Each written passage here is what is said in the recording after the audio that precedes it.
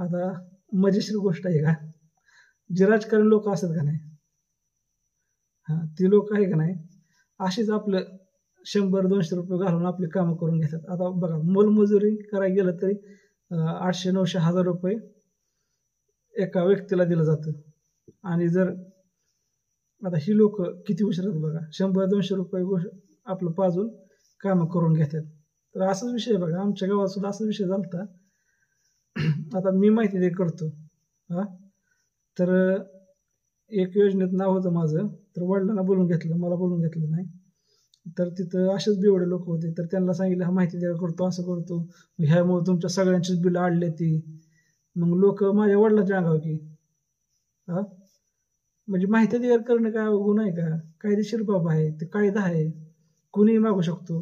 आणि राजकारणाला काय प्रॉब्लेम ह्याचा, पण माहिती कोण देतो? आपले ग्रामसेवक, म्हणजे जे सर्वंट असतात, पब्लिक सर्वंट, तर ते माहिती देतात, ते त्यांचं कामच आहे, त्यांनी दिलीच पाहिजे.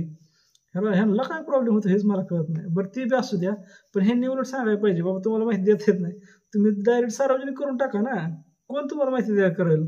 जर पब्लिकली सगळी ओपन माहिती असेल तर माहिती तिकडे जाणारच नाहीत.